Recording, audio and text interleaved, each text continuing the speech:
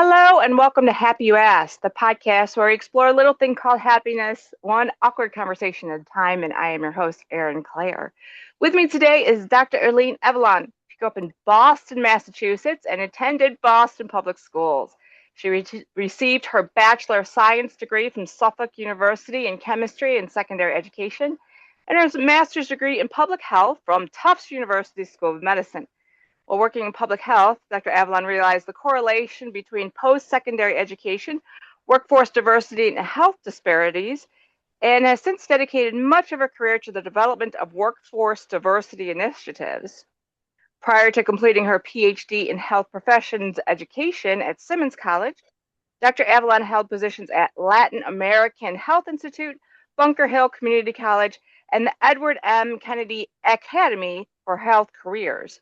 She was also the chair of the Parent Advisory Group for Massachusetts General Hospital for Children's Connect for Health, PCORI project. In 2010, I still get 2001. I really feel like it's still in the 1900s, so forgive me when I mess up dates. I do it constantly. In 2010, though, Dr. Avalon was featured as a Woman of Excellence by Unity First Magazine. Congratulations. A publication targeting corporations, cross-cultural communities, and the multicultural media. She was named to the honor roll of the Harvard Medical School's Biomedical Sciences Careers Program in 2015. Dr. Avalon has authored and co-authored various publications, including a chapter for the Association of Nursing Professional Development 5th edition textbook, as well as prestigious journals such as the Journal of the American Medical Association, Pediatrics, and the Journal of Nursing Administration. Dr. Avalon has served on the board of directors for the Boston Club, the YMCA Boston, and New England Sinai Hospital. As the former director of nursing diversity initiatives at Boston Children's Hospital, she helped to secure a $5 million endowment, the largest gift ever awarded to the Department of Nursing and Patient Care Services, to develop and implement a workforce development initiative designed to increase and support nursing diversity and inclusion. Dr. Earlene Avalon is currently a teaching professor and the academic lead of the Health Services Program at the College of Professional Studies at Northeastern University. Yes, she works with me. She's phenomenal, incredible, and I was reminding that every single time I meet with you. Welcome, Earlene, to the podcast. Thank you. Thank you so much, Erin, for inviting me. I appreciate it. And we also share a big love of Kripalu, um, in Massachusetts, the Yoga Retreat Center. Amazing, everyone. Highly recommend it. I need to get there again myself, I must say. I'm due Well, for a I'm not visit. sure if you just saw me look down because I have my big Grapalu mug, but I brought it back upstairs because I'm like, I should not have any more coffee today. I should probably have some more, honestly. So everybody gets the same first question. What is your definition of happiness? Ooh, I must say, I've been thinking about my definition of happiness ever since you asked me to be on a podcast. And also kind of like what my favorite song is. And so I think happiness to me is defined in many different ways. Happiness could be the look that I sit across the table from my two grown children, and that brings me such happiness. It can be the time that I get to spend with my 88-year-old mother. That brings me Mm, happiness. And so happiness to me is not one definition, it's moments in time. I love that Moments in definition. time that I can reflect back on as I age and I grow in terms of what meant the most to me and what brought me like joy in terms of my cup runneth over kind of mentality. Mm. I gotta tell you, sitting across from adult children is it is wonderful having, children as they get older and you really get to see like the parts of you that you instilled that you didn't realize. Like they can cut me with just an observation about myself that I will be so shocked at the accuracy that I cannot help but laugh and be proud and how they just cut me Yep. It's a very humbling experience. I down. think, having either children or a close circle of friends and family, it gives you a really honest perspective and a checks and balances, But recently, my son, who is going to be 24, arranged for a family dinner. So, he picked the restaurant, and then my 22-year-old daughter made the reservation. Mhm. And all I had to do was show up and obviously pay for the meal.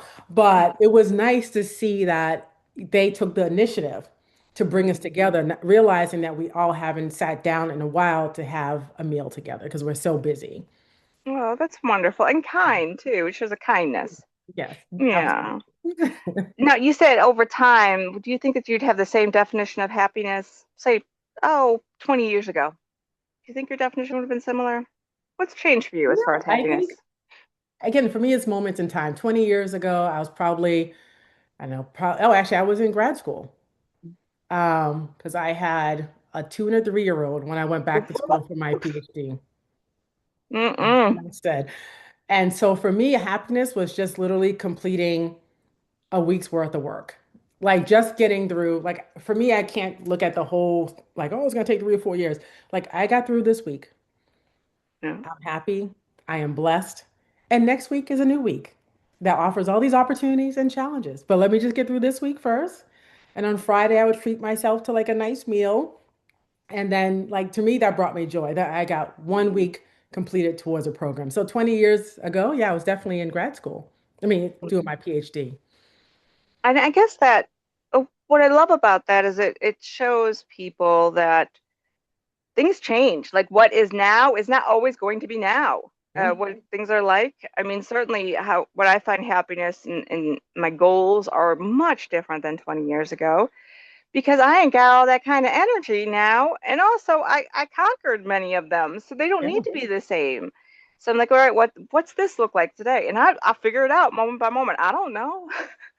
And I think, also you can't take things for granted, right? And so, Mm, like the ability to stand on, like I have the ability to stand up, I have the ability to walk, like all of those things that we kind of take for granted, or the ability to necessarily be able to communicate by different ways. Like I think sometimes we don't step back and relish in the small things that bring us joy in our life because I think sometimes we're go, go, go mentality. Um, that you just don't step back and realize, like, I got out of bed today. mm, A lot of people don't, right? And so it's my duty to find some small aspect of joy and happiness in this moment. It can be holding my big mug and smelling the steam of coffee first thing in the morning. That brings me happiness and joy. And so I think as I age, I'm in my 50s now, like, not taking for granted those little small moments in time that bring me happiness. And it doesn't have to be like, oh, I'm done with like, a big project or I have my degree or it's just the small everyday aspects of life that I now relish in. yeah. Like the other day I saw crows in the sky circling, and this is the only place I've lived so far that has crows. It's always been, oh, they're vultures, right? And I'm like, oh no, they're not. Those are crows. How cool. I'm just watching them for a little bit and the beauty of which they, make their patterns, things like that. Those little moments that of life going by. Yeah, you're exactly right. You talked about like enjoying things like that. We can walk or stuff like that. Mhm. That which brings up the idea of suffering or hardship, which is always, people Yes. see it as the opposite of happiness. So what role do you think suffering or hardship plays in this journey to happiness? I think sometimes when life kind of throws you for a curveball, it really allows you to pause, like, and sometimes, unfortunately, hard stop, right? And it makes you realize, at least for me, like, I take so many things for granted. And, like so many aspects of my life I take for granted. And then until you faced with some type of hardship or life-threatening illness, it really puts a lot of different things into perspective for you. Mm-hmm. Spending time with family and friends. I used to say, okay, I'll see you at Thanksgiving. We're all going to get together at Thanksgiving. Now I'm more cognizant of the fact, like, what, let's have lunch on Friday afternoon. Yeah. Let's not wait until the holidays to see each other. I'm going to get on a plane and visit my family, or my friends and my loved ones. And so things that I would typically have put off because I was so busy, I realized that I might not have the opportunity to do the things that mean the most to me. And so, and I think oftentimes that hardship, some type of suffering makes you realize like I only have a certain amount of time on this earth, and how much time do I want to spend being so busy that I really lose sight of what brings me joy and therefore makes me happy. How do your family or cultural values, how do you think they influenced your view of happiness? Yeah, so my family's from the Caribbean. My mother is from Bermuda, which is small Oh, little island. lovely. And then my father, who I did not grow up with, he is from Haiti. Wow. I And didn't so, know that. oh yeah. How cool. So I grew up with very much a Bermudian mindset. And being kind of like that Caribbean, everything is usually when you have something like joy and happiness, it usually involves food. Hmm. Uh, Food and coming together and sitting around and laughing and being joyful. And, in Bermuda, tea is a big thing, not coffee, but tea. And so we would drink tea. It'd be 100 degrees out here, but we would be drinking hot, scalding cups of tea. But in that moment, kind of sitting together with loved ones, over a hot cup of tea and just kind of like sipping and having like a little biscuit or something. It's very reminiscent of like my childhood with my grandmother. And so that would bring me joy and seeing like my sisters and my mother all around and just kind of going back to like aspects of my childhood that was so carefree and so enjoyable. I had a great childhood. It's so just so loving. So I think sometimes culturally it depends on whether or not you have these kind of um, these experiences, these cultural experiences that are embedded within one's culture that Mm. kind of plays out generation to generation or decade to decade. Like right now, like I still stop and actually do tea time. Like I have the old-fashioned teapot where I had to pour the hot water over the tea leaf, Hmm. let it seep. But for me, it's part of a ritual that reminds me of my upbringing. And so forcing myself to pause and also like I love like, shopping online for really good teas and talking to Hmm. my sisters about it and what kind of teapot we have. It just really brings us back to our childhood being raised kind of in this Bermudian household, this Bermudian structure. Um, and that always, again, brings me joy and happiness. I love that. I was thinking about a similar type of idea last week because I was teaching a flow for St. Patrick's Day, and it's all about it's actually this really cool song. It's all about like colonialism and erasing other people's culture, things like that. Mhm.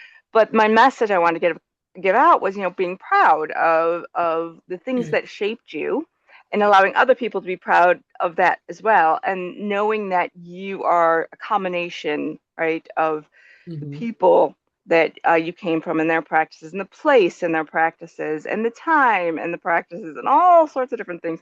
So you're talking, I was thinking about, for St. Patrick's Day, always making sure I have tea and the meals I eat to celebrate, the Irish American part of my life. And then sitting around with my grandma from Montgomery, Alabama, and like always having the onion and the tomato on and the black eyed peas on the stove and the feeling Yep. of being loved and cared for in that space. So I love that we're made up of all these different things all at once.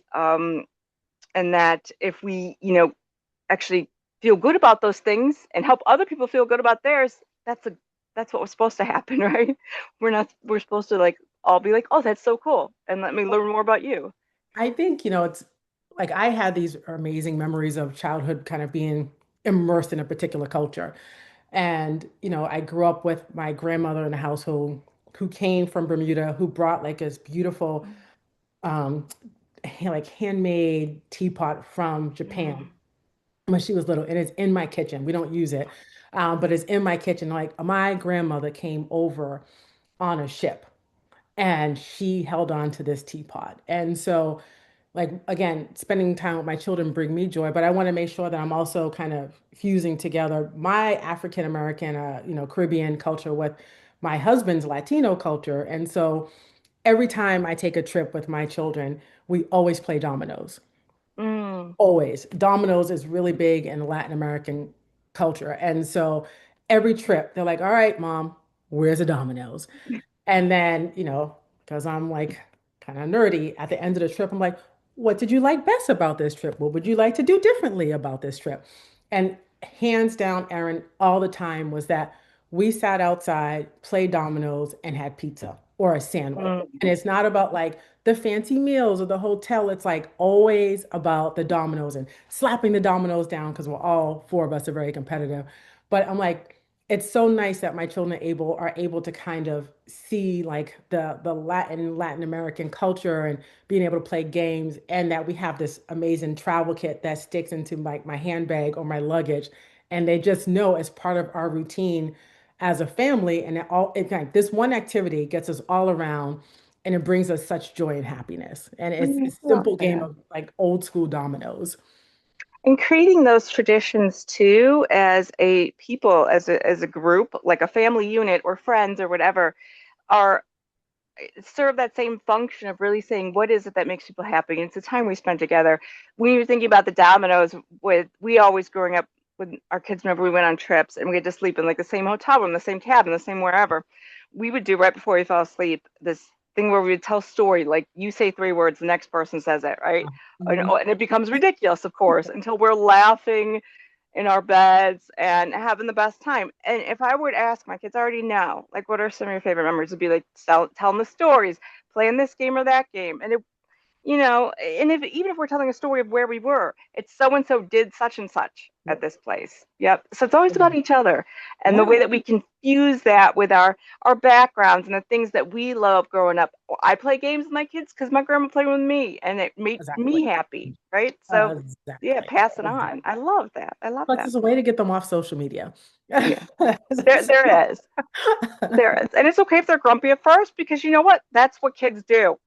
Exactly. Yeah. Exactly. That's what I do, as a matter of fact. So. Well, tell me about how happiness factors into your work. Yeah, so I worked in healthcare and medicine for pretty much my whole adult life. And um, I originally was going to study medicine, and I wanted to be a forensic pathologist. That's all I wanted to be. And then I had the great opportunity to have an internship at a hospital here in Boston, and realized quickly that with my personality, being a forensic pathologist and kind of working in isolation was probably not the best use of my skill set that I had and that I was still developing. And so I kind of went into public health. And I mean, it's ironic because there's so many different facets of public health. And one thing I learned by working at different hospitals was the time and actually the, the time that I spent talking with patients or other employees and kind of working them through complex systems, how to Mhm. access things, how to advocate for themselves. And I realized that I was a teacher at heart. As you mentioned earlier, I did do a dual program. I got a degree in chemistry and secondary education, and I used to teach chemistry in high school. That was Oh, God, love ya. that Woo! was tough. Woo, that was tough. Like crazy big props for anybody who's working with little kids and teenagers. Um, for me, I really had this calling of kind of going back into the academic setting. I knew for me, working in high school is probably not my calling. And so I think when I had the opportunity to teach 1 or 2 courses at the College of Professional Studies, I really I found my community. I was a college student that was kind of not all over the place, but really was transitioning from school to school. My mother had cancer, and so I had to leave the University of Virginia, where I had a full scholarship, to come back and be with my family. And so, again, that puts a lot of perspective in terms of at that time what I really want to do, what would bring me joy. And that was to be with my family. And so I left University of Virginia, went to community college, and then ended up completing my degree at a 4-year university, as you mentioned, Suffolk. Um, but I always had in my mind, like, I love just working with people. I love just like making a difference in their lives. And like literally being in the classroom is where I am absolutely the most happiest. I have implemented these kind of coffee and tea check-ins with all of my students. And it's great because, I teach online and I teach adult students. And so oftentimes they're meeting with me during their lunch break, or like they're talking with me after they just got off of work. And so I'm really able to connect with them because I had to work full time and go to school. I was raising 2 children and going to school. And so I know what it's like having really important priorities while still trying to go back to school to improve your life. And for me, also generations to come, hopefully.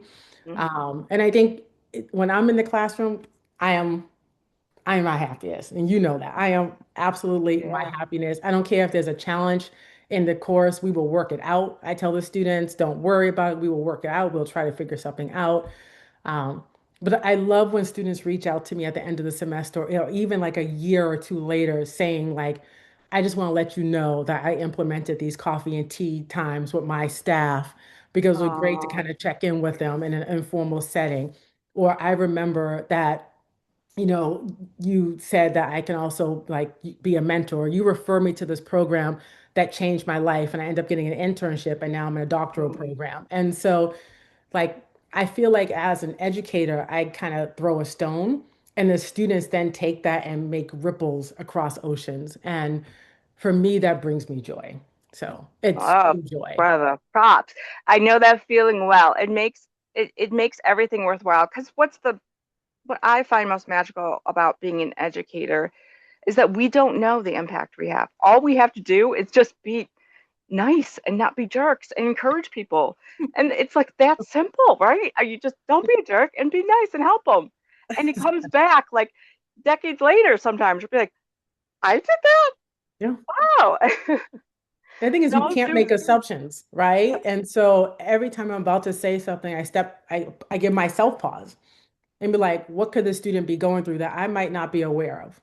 And Hmm. so I reach out always, always, always in a caring tone, like, hey, I'm just checking in with you. You missed our meeting today. Are you okay? Yeah. And a lot of times the students just forget. I'm like, no worries, no sweat. We'll just meet again. Like, I try not to make anyone feel bad because again, they all have conflicting priorities. Yeah. But again, it's like I'm here to try to help you, and not necessarily slap your hand for stuff that you often have no control over. I Yeah. don't And it's think, much different than dealing with a 18 to 22-year-old traditional college population where you're like, okay, we need you to be an adult. These people are already adult and then they have lots of responsibilities. yeah, Yes, it's completely different to say, hey, I've been in your shoes and yeah, I simply, yeah, I know, see what you're doing and I know how hard it is. And let's keep you going. I'm here with you. I'm here with you. yeah, We're going together. exactly.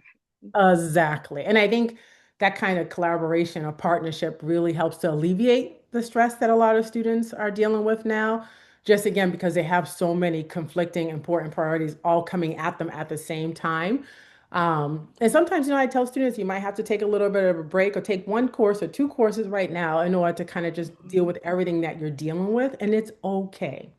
It Yep. is okay. And I Yep. think once you start to reassure people that truly their journey is just that, it is their journey and no one else's, that it really takes some of that pressure off for people and make the process more enjoyable. Well, also, we have to bust the myth that there is a path that one should follow. And if you Exactly. don't follow that path, that you somehow failed at something. That's absolutely wrong. And that path is just fewer and fewer people follow it because it doesn't make as much sense. So, the message that whatever your path you're on is fine. You didn't fail at anything. This is your path Exactly. where you want to go. That's where we're looking. Where you want to go. We'll get you that way. Exactly.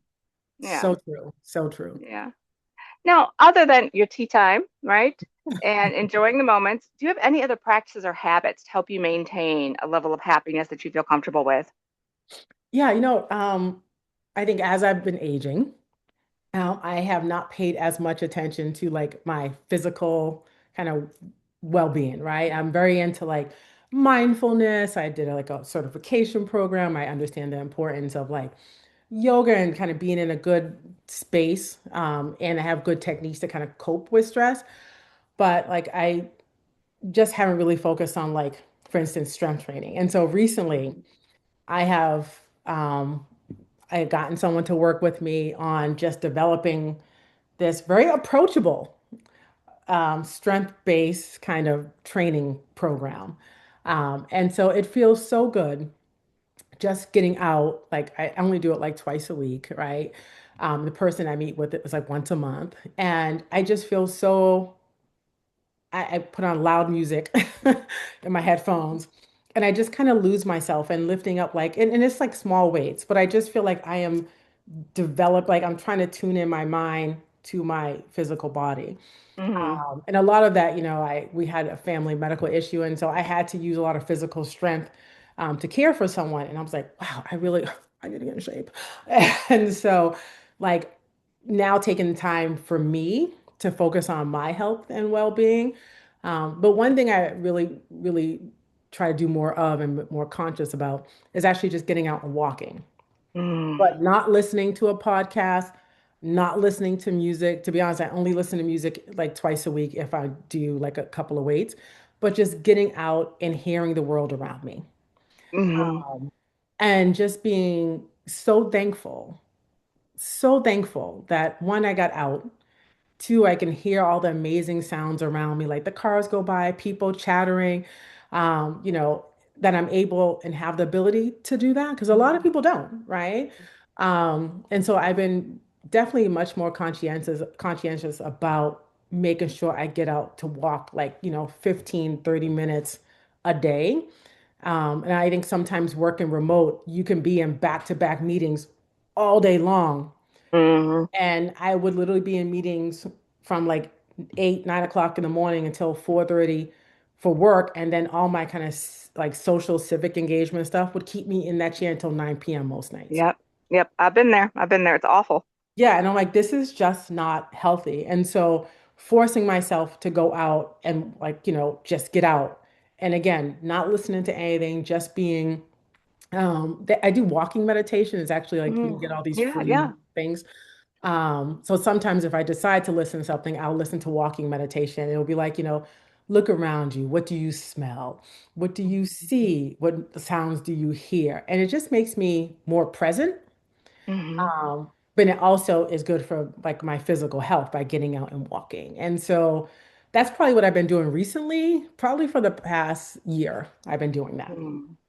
I I like the idea too that, and I found this that the ways we take care of ourselves and what we focus on changes with seasons of life. So sometimes I'm in a more, I really need to my mental health. I need to be really focused right here on this.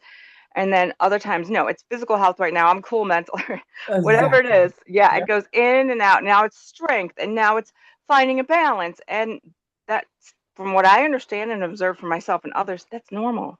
It's Mhm. normal. And there's nothing wrong with that. It doesn't mean you failed to focus on one thing at one time. It means you focus on what you needed to the most at that moment. Exactly. And I think that's why for me, happiness is not like one particular definition. It's like these moments that I get to experience throughout the course of the day, throughout the week, throughout the month, throughout the year. Um, that really kind of stays with me. And when Hmm. I might be feeling down, I kind of think back about when like a moment that made me happy or brought me joy.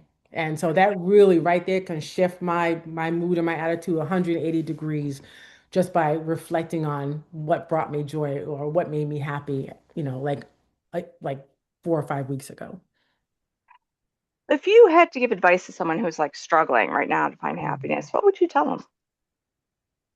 I think try different things, right? For some people, it's cooking a nice meal for themselves or a loved one. Hmm. For some people, it's getting lost in the music. For some people, it's exercising. For some people, it's reading a book. I think you have to try different things to figure out where is your happy place at that moment in time. And I think, Erin, to your earlier point, it shifts all the time. So, like, reading used to bring me joy and make me so happy. And then I'm like, all I do is reading for work and for some other activities I'm involved in. So I stopped reading for joy. And I think the past couple of years, I actually picked it back up again. And now, like, I have to have readers, right? Because I'm older and my vision's Oh not the gosh, same. I got diagnosed with bifocals this week. I'm feeling it. I'm feeling it. Yes. And so I'm like, sometimes, happiness, like, it needs to be adapted slightly. So you can kind of go through and, and I'm like, I'm Make that okay font with bigger. readers. Yeah. And I'm like, but when I started reading again, I'm like, "Ah, this is terrible." Like, and I couldn't quite figure out what it was until it's like, oh my goodness, Earlene, you are struggling to see. And so reading is not a joy. And it was a really humbling experience because I would read like a book a week. Like I was a very avid reader. And so now that I got like readers like all over the place, All over because they're cute. They make everywhere. them some cute ones, right? So you're like, I need I got this. the kind that fold up that's about the size of my thumb that keep in my purse. And so it's made reading much more enjoyable. And so I have this like ritual where I kind of incorporate my tea time with reading. And so I'll Mm. make like a nice pot of tea with loose leaf tea in my teapot with my little cups. I got my readers. I'll grab a blanket. I sit on the Get your couch. blanket. It's cozy. Yes, and I'll just read like maybe 5 or 6 pages and just take out, take 30 minutes of my day just to focus on me and my self-care. Because I know Mhm. if I'm not taking care of myself, Earlene's not happy. And Mm, Earlene yeah. can't be happy and then try to give it all to everyone else. And so just kind of stepping back has made me realize that. And then again, happiness might need to be adapted depending on what you're doing. Yeah, that's exactly right. All right, if you could design a society that focus on happiness, where what do you think it would look like? What would be some elements you'd have to that society? Ooh.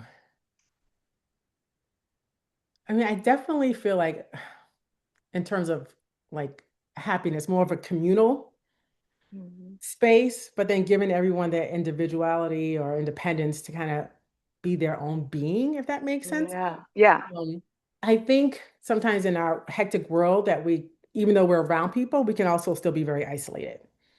Um, 100%. and Especially so Boston's real bad at that. Yeah. And so, even if we're not physically at work, then we're working on our phone.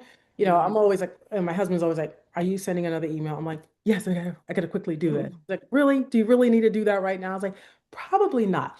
So I think like having that dedicated time for community building or a space where people can just come together and talk and learn about each other and share ideas is Mhm. great, but also allowing that time for independence and creativity to happen.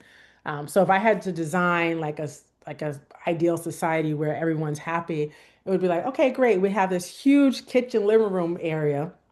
We can come and gather and have these great conversations over a meal, but then people can kind of, if they want, go to their own separate space or pods or whatever and Mhm. paint.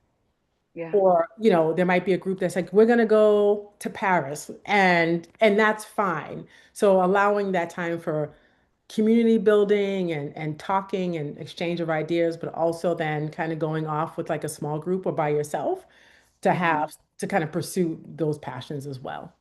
Yeah, I like that. Are there any projects you're working on right now or anything that you're particularly excited about you want to share? I don't think so. It's for me, it's the end of the semester. It's Oh, always no, really we didn't know the crazy. survival. Yeah, it's always really hectic, especially the semester of like graduation. Mhm. So that's been a little hectic. I'm trying to also try to figure out some travel plans. I've been making a lot more of an effort to spend quality time with my 88-year-old mother. Mhm. And so outside of work, that's probably my other main priority is just being there for her, talking, going out to lunch, like, reminiscing about the old days or hearing her talk about her childhood, because those are memories that, that we both, I mean, I'm happy that she's sharing this, which, sometimes when you're at a point in your life, you're more open up, you're more Yep. open to sharing. And so she's definitely at that point in her life. So I really want to be there to receive and to learn. Mhm. Um, and so that's been bringing me great joy to learn about my Oh. mom in like a different aspect, and so I'm very fortunate that I still have my mom at 88. And she was I grew up in a single parent household. And so she was my everything and is my everything, right? And so not only making sure I spend time with her, but that my two children spend time with her is Yeah. equally as Yeah. important. So, I love that. yeah, so that's what I really Awesome. do that brings me a lot of happiness recently. All right. So I only have two more questions. One is, what is your song you're adding to the playlist for folks so they can hear? Yeah, so that was a hard one. I mean, oh, hard one. And so I know someone took me to a concert once. I'm not a big concert person, and it was Jill Scott. She's And amazing. she is. I really didn't know her that well, like her music back then. And again, I'm just not a person into a lot of music. And so she has this song, Golden. Mm. And every time I play that song, it just brings me joy because it's like living in the moment and this moment's golden. And when you actually look at the lyrics and you hear her voice, it's just so smooth and comforting. And it's like the melody just picks up and it's like it starts off slow. And she talks about taking her freedom, her independence, And I think sometimes, particularly as women, we are pulled in so many different directions that it's often hard to carve out a little space for ourselves. And so listening to Jill Scott's Golden has really kind of allowed me to pause and be like, okay, yes, I have freedom. Like, I'm gonna treat myself to lunch because I have the freedom to do so. And Yeah, so that's definitely a song over the decades that have brought me happiness. I'm not I sure I love know that this song. song, but it's definitely It, an oldie but it's a good goodie. one. It is a good song. I like it too, because it reminds me, like when I get all like I don't know, and all sort of whiny and what I should be doing or something, and then I just remind myself a word someone gave me once. They're like, Aaron, do the work that is yours to do, and then something like Yep. put something like golden on, be like, and my work is good Yep. because it is mine to do, and no one else can do it. And then I feel I'll go be my best self, right? Yep. So So that's a cool. good song for that. Yeah. Any final thoughts on happiness you want to share with the world?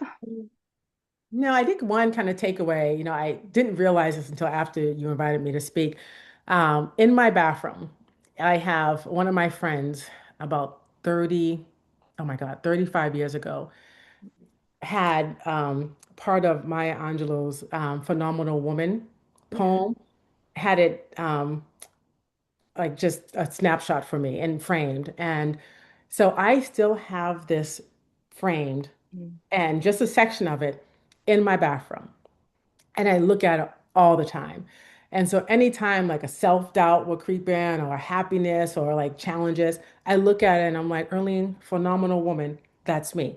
And sometimes you have to do that, right? Sometimes you got to tap your own self on the back and give yourself like a big hug and just to kind of get through what you might be going through and to figure out what's going to make you happy and bring you joy in your life. So I think one of the takeaways was kind of like always having these reminders, these positive affirmations of how strong you are and how resilient you are, and that it's okay to take time out for your own happiness and joy. If people can figure out ways to remind themselves of that, I think we'll all be in a much better position. I love that, and 1000% true. Absolutely. Because if you don't take time out for those things, no one else can do it for you. And I think happiness is contagious. It is. It I is. really think it's contagious. Yep. And so is misery. So choose wisely. Choose Exactly. wisely. Yep. You know what, Dada Evelyn, you are amazing, and I always love talking to you. Thank Thank you, you Erin. so Thank much. you. Thank you. Thank you. Thank you so much for inviting me. I had a great time. Well, it's an honor, and thank you everybody for listening. See you next time. Bye. Bye.